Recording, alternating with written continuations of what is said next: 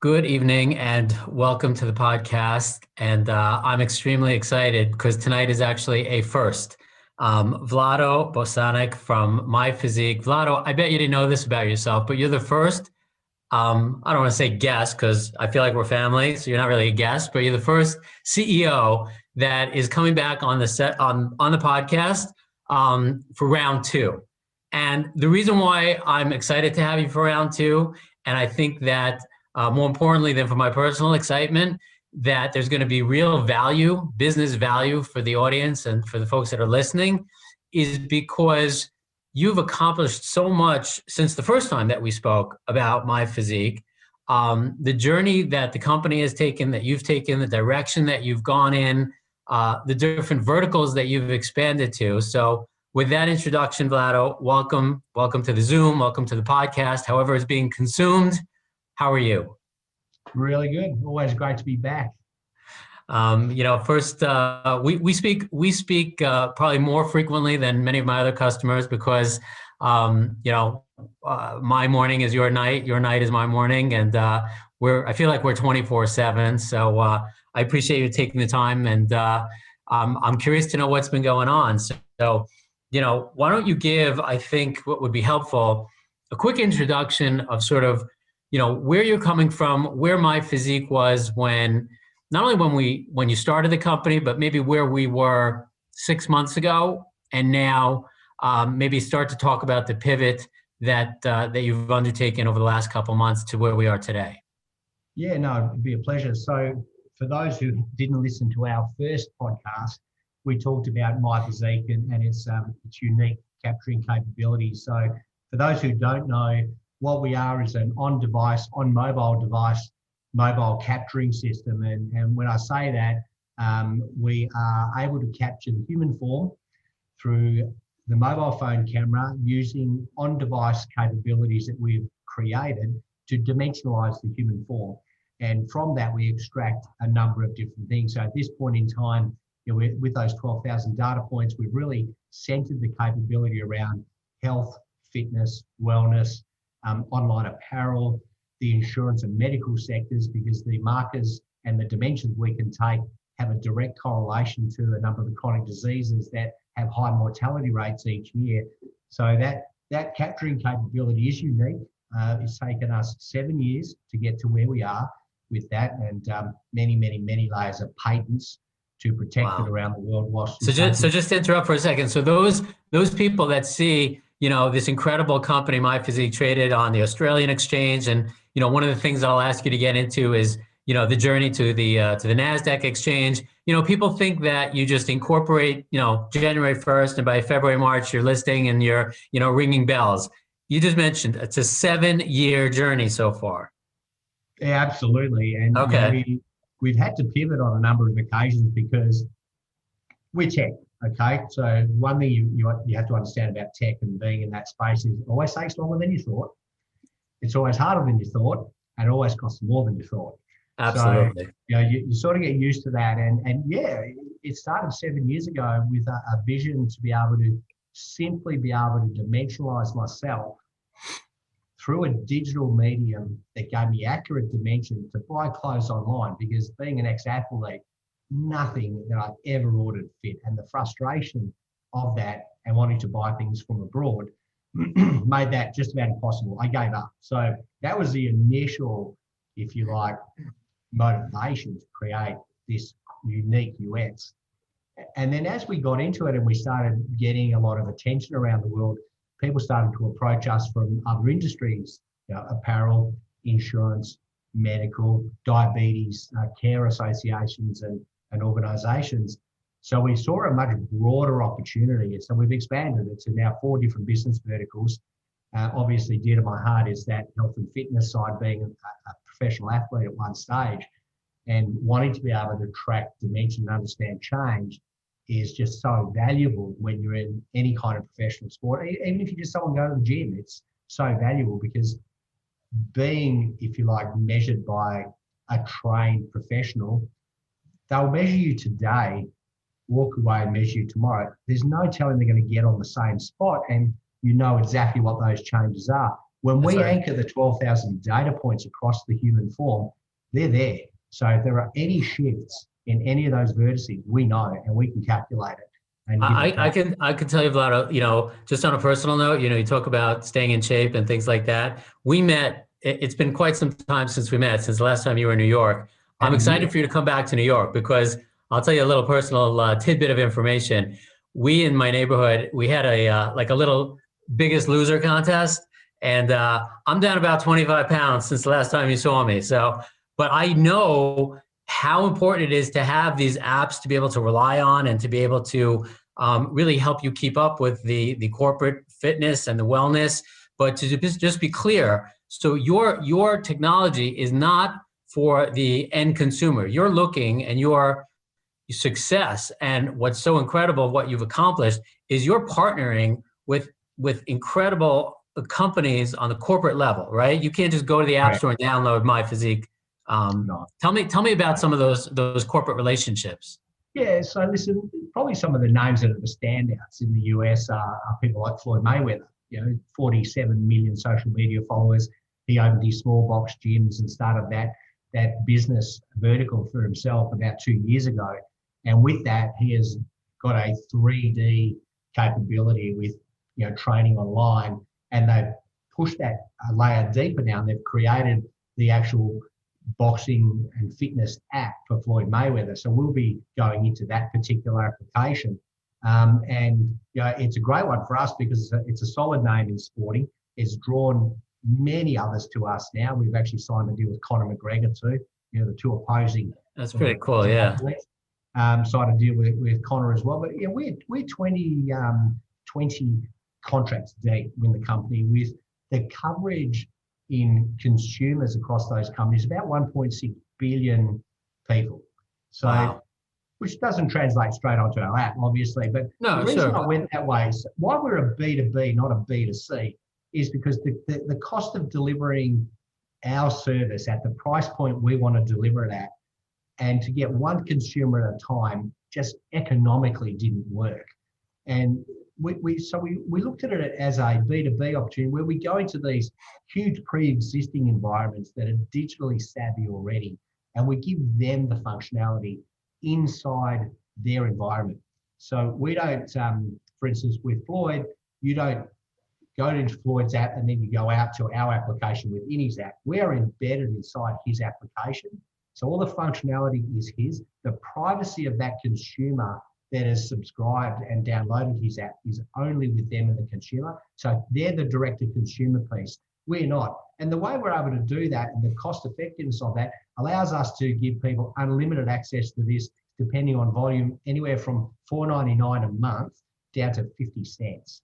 So, and that's unlimited. So if somebody wanted to jump on the app and create an avatar every minute of every hour of every day for 30 days of the month, it doesn't matter to us. The functionality happens on the phone. It's very private.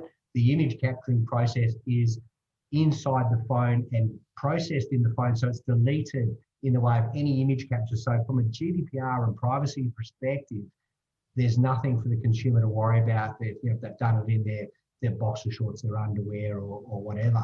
There's no personal data moving off the phone because it's in their control. So that's why we went down that avenue. Plus, the amount of advertising money to spend just to get the world to know that we even exist was phenomenally crazy. It was frightening when we did the budgets. So I would rather sit at a cheaper price in, God bless us one day, Nike, with 358 million people on their app. Fantastic. All they're going to do is let them know it's there and say, here's some new functionality. The beauty of that is I get to ride the credibility of those organisations because they put us through the ringer.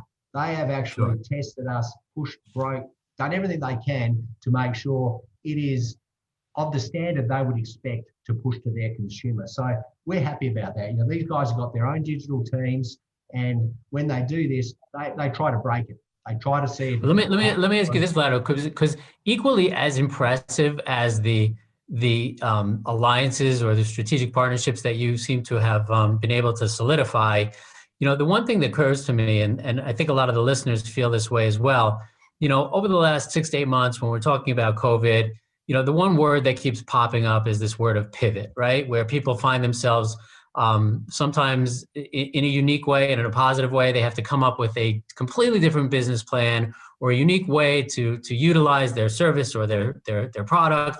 I am so surprised at I'm going to call it creative way in which you have applied your technology and the app and the company as a whole.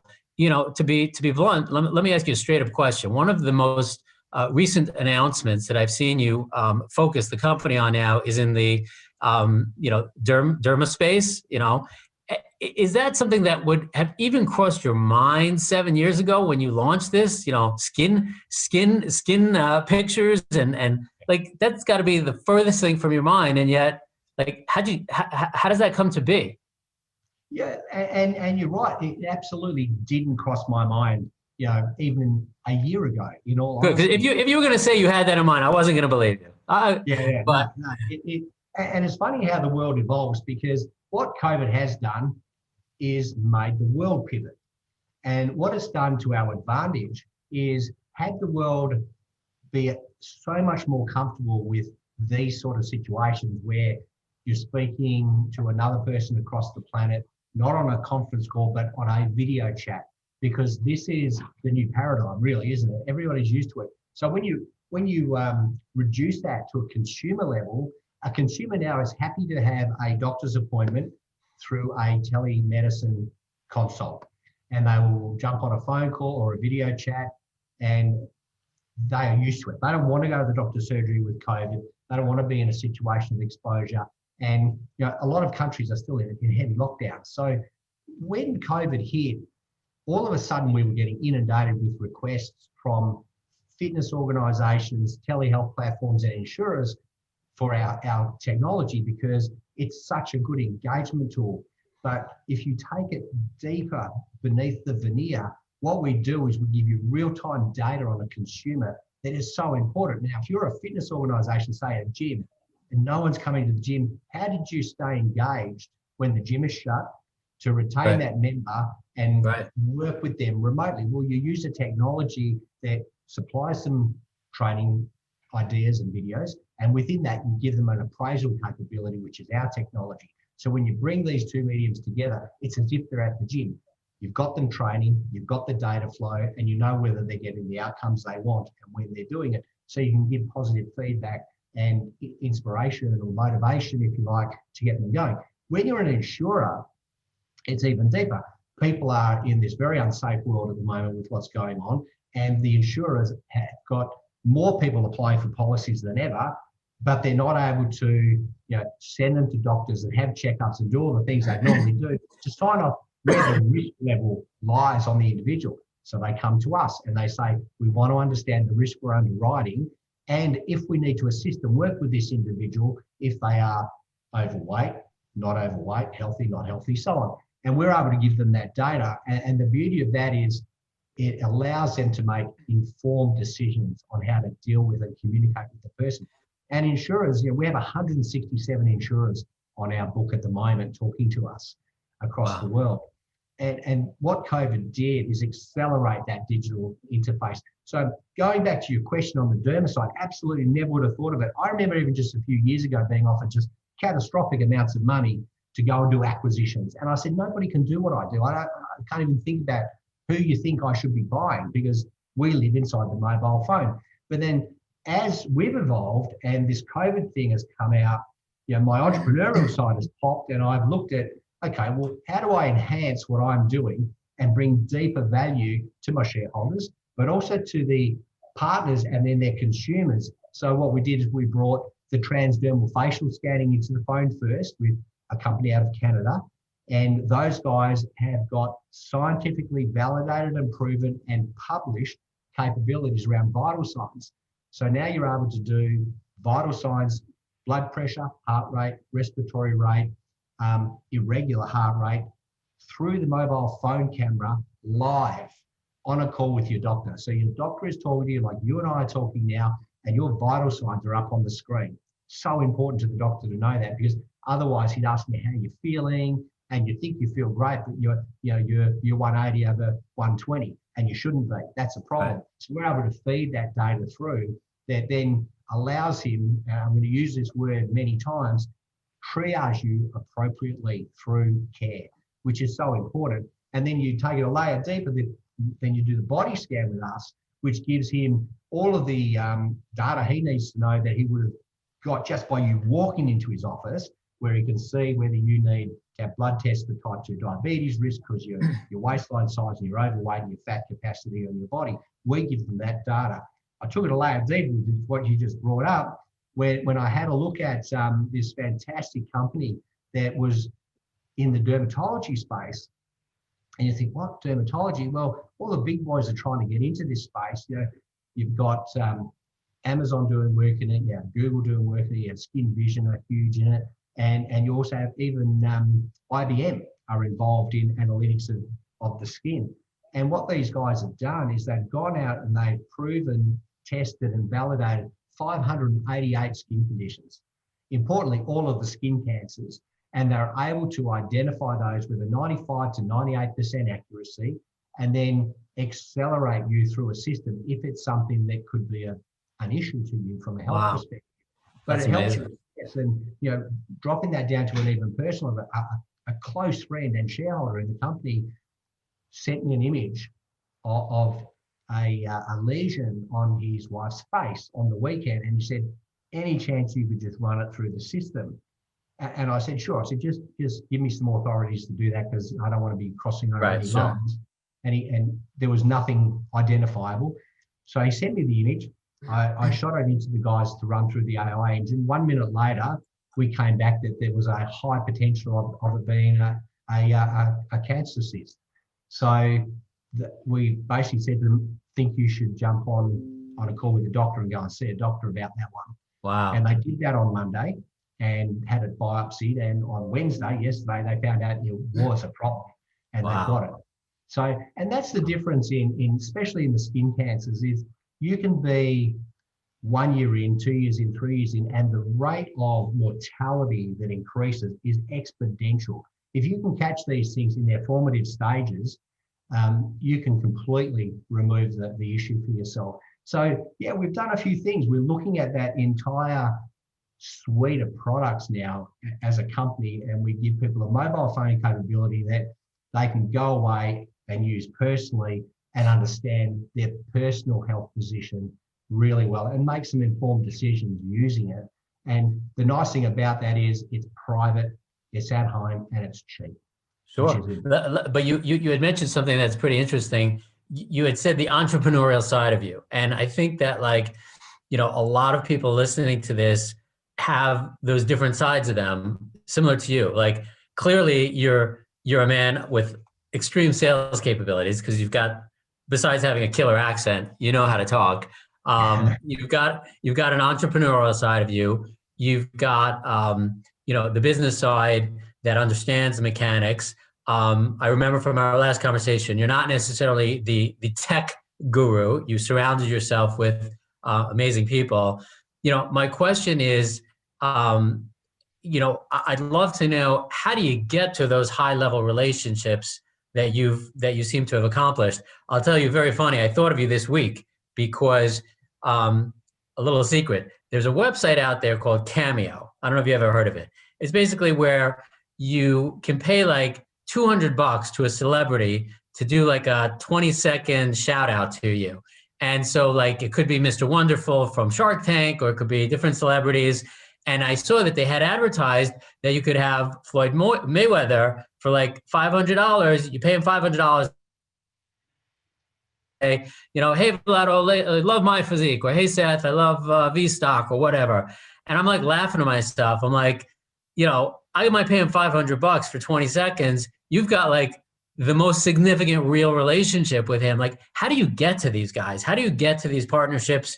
Are you obviously not knocking on doors, but what's the route to that level of business dealings? In the olden days, people talked about their Rolodex, and I have the Rolodex, as we say in Australia, from hell. you talk about 6 degrees of separation. I think I've got 2. Okay. There are very few people that I found I couldn't get to because I knew someone. What you do find in 30 plus years of venture capital and business is you get very, very connected. And reputationally, I think I've navigated that well because, like you, I work extraordinary hours. So my social life and meeting new people is not at a bar on a Friday night. It is, breaking bread across the table at, the Manhattan Grill with people I'm going to do business with, and we do something, well, not always successfully, but well together, where that generates a friendship. So there's always someone I can reach out to. And Floyd's not the best example because his particular app is being built and navigated by a company called Movement, which one of my board members is the owner of. Okay. So it was just a natural progression. But when you look at so many of the other relationships, it's normally, hey, how do I get to that person? And you send out a few different emails to people and they touch base. But 9 out of 10 times it is referral because people know you and they'll be talking about something and like, hey, you should speak to Vlado, or Vlado, hey, speak to such and such. And it's nurtured over so many years. And I think that's just through being a very straight up, honest delivery kind of person. That's a good answer. That people know that if they introduce me, I'm not going to embarrass them. Well, that's for sure. It's your greatest fear, isn't it? Yeah, When somebody right. says, "Oh, could you put me in touch with such and such?" And I go, "Oh, really?" Let me ask you this, because a lot of the people listening to this are either currently involved in publicly traded companies, wannabe publicly traded companies, actively follow the markets. We service about 700 publicly traded companies. So, tell us a little bit about you're a publicly traded company in Australia, on the journey towards NASDAQ. With whatever you can, tell us about that journey, where you're at. Why come to the US? What are your thoughts there? Yeah, this is obviously somewhat limited in what I can say being publicly traded, but that's the end goal. We would love to be on the NASDAQ. I think what we're doing is really in the right lane to be on NASDAQ, where you have a more astute technology investor. And realistically, I'm sitting in a market down here with 25, 26 million people. I can 10 times that in the US with the audience that I think will be just as attracted to our story as the Aussie market is. We're I think last time we spoke, we were sort of in the high 80s sort of mark. We're $1.10 today. We've had a run up to $1.50 in the last month. Wow, fantastic! I think people are a little bit excited and overheated, and I think where it is now is a good stable price. And we're delivering on things. And it's one of those things where I look at the US market, and even just the way the company is looked at in the US. People look at it and go, wow, that's fantastic. Where are you from in the Valley? And I'm not. I'm in downtown Perth. And the thing is that I live in an economy that's mining driven. 99% of what people are putting their money into in Australia is sticking holes in the ground and seeing if it's there. So when you say you're a tech company out of Perth in Australia, they go, really? What do you do? And then when you explain the magnitude and the marketplace of what we have created, they don't believe it. Because if I flew in from Cupertino and handed them a card with #1 infinity loop or thereabouts, their ears would be on alert. They'd be listening to every word that come out of my mouth. Because I'm out of Perth, it's nearly like it's not believable. So we demonstrate the tech and it floors them, and that's when we build interest. But you can't do that to everybody. It's a build out. In the US, I think the investor's a lot more savvy, the market's a lot larger, the NASDAQ draws attention to you because you are tech. And the investment bankers have a very different view on what we do. Sure. It's just a better paradigm for us that makes sense. That makes sense. Well, what we've seen you accomplish over the last 6 months is incredible. I'm definitely going to be keeping an eye on things. And is there anything that we haven't covered that you're able to tell us that we should be looking on the horizon? Anything that you can give us a look under the hood and what's coming up in the near future? Sure. Well, the first thing we're going to do in the early new year is launch with Nexus Vita, who we've announced in, I think it was October.